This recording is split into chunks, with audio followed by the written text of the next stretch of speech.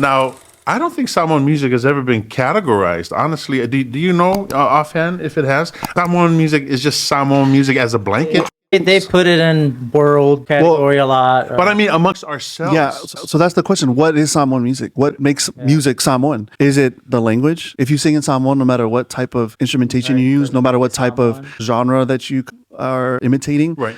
Does that make it Samoan just because you're singing in Samoan? Yeah. If you're ethnically Samoan, then does that make it Samoan music even though you're singing in English? Right. Like people ask, oh, can you sing, brother, is the Hawaiian song? Which one? Somewhere Over the Rainbow. Yeah. That's not a Hawaiian song, right? Like, but a Hawaiian sang it. And I don't know if we've had that conversation or that I've seen it for Samoans. There's different ways you can look at it, right? If you're ethnically Samoan, if you're singing in the Samoan language, if you're using traditional Samoan instrumentation, if you're using traditional or indigenous approaches to composition. So as FAIVA, right? Oftentimes we say, well, we're doing traditional Samoan music. Is it anything that was pre-European is traditional? If that's the case, then we shouldn't use guitars, ukuleles, basses. We should use fala. Really just the fala, because the pake came from the Cook Islands with the missionaries, right? Even the King Palau, Pahu, also came with that. Yeah, we had our own slit drums, but it wasn't pake. No, it wasn't called pake, right? Well, for us, we also had a nose flute. We did, that's right. Fang fang. Why don't we use that now?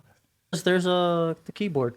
We can make any sound we want. What does that look like, the flute? Fang fang was like that long. But it has pitches? Yeah, maybe like 3 or 4 holes in it. Right? And then you play it through the nose. The idea too is that for Polynesians, that the air that comes through the nose is cleaner than the air that comes through the mouth. Because you can't lie through your nose.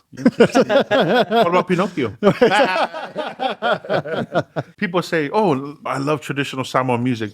They either mean one thing or two things. One, they listen to the old chants that are on Spotify by like TTC, or they will automatically forward in time and they go to like the 5 stars, the 60s and the 70s. Yeah.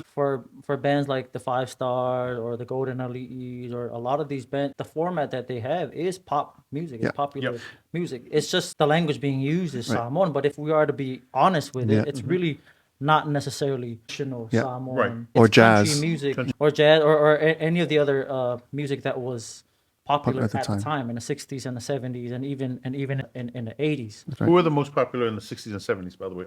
So like I feel like the 60s is more like Jack Laban, right? Maybe Gray Sisters. Yes, Shallang-a-lang. Sure, I guess. Yeah. Before that, Jack Laban and Gray Sisters and even Willie Miller, they are definitely jazz, old school jazz from the 30s and the 40s. Which was popular music at that time. Which was music like Sao Savali, Bongo Girl. Bongo Girl, all those swing songs. All those swing, like it was also very popular in Hawaiian music at the time. Which was also influenced by jazz. A lot of the music that people usually refer to as, oh, I love those old school traditional Samoan songs. It's always like 5 Stars or even Jerome Gray. All those are contemporary genre. It's just sung in a Samoan language. Right. Although some of the songs do incorporate older chant, like probably like La Ulupe Walele, even like Leafile Wamu, these types of songs. Sure.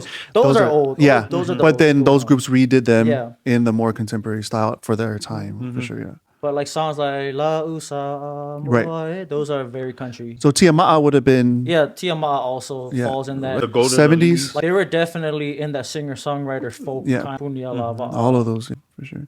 Which are awesome. It's really popular again. I love all their songs. I love all their songs. They stand the test of time. Absolutely. I mean, just the songwriting alone and poetic and all the different metaphors that are being used in the writing. It's amazing. Those groups back then still used Samoan writing styles. For us, use these alanga upu, sort of from a indigenous Samoan perspective. Fast forward till now, the writing styles may be shifting to more sort of pop themes. They're more literal. So they're not saying like, like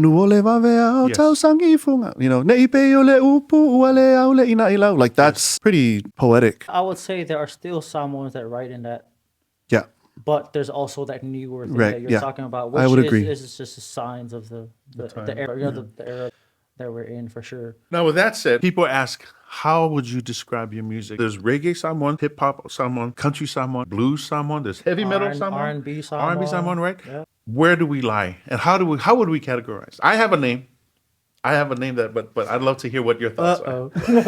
I would describe it as acoustic Samoan music. Problems arise when we start using labels like traditional. I don't think we can use that as an accurate descriptor for our type of music. I think I would say it's acoustic because we use an acoustic guitars, acoustic ukuleles, acoustic percussion too, and then an acoustic upright bass. Yes. So everything is acoustic. And then I would say it's Samoan because we purposefully sing in the Samoan language and that we purposely use Samoan approaches to writing and composing. Is there a group back then that we were closer to, would you say? Like Jack Laban's recordings, right? They're using acoustic uprights in Samoan music, and that you see this like in the Te Wila Festival or even at like some of the hotels or even just in the villages, they'll play acoustic music with guitars, ukuleles, and then the cello, right?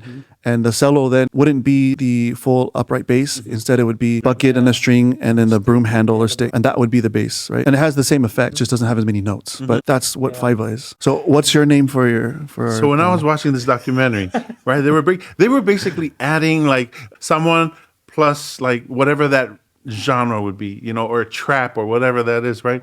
But then I thought about it, like there isn't a genre called Samoana. And I was thinking if I would give a category to our genre, it's acoustic and all that. No matter what style you're playing, I would say it's Samoana, and that's something I would love to coin and brand right now. So acoustic Samoan music would be called Samoana? It would be called Just Samoana. like Americana music. Yeah, I got it. Oh. But I thought of it. Damn it, he's on to me.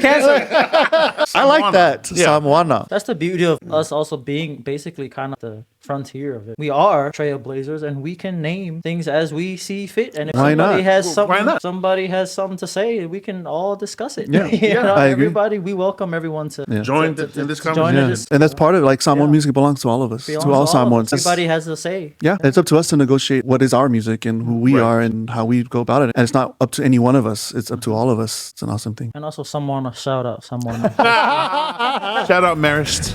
Well, we're not going to call it Marist. We're going to call it something. My alma mater. We're gonna have our own genre, guys.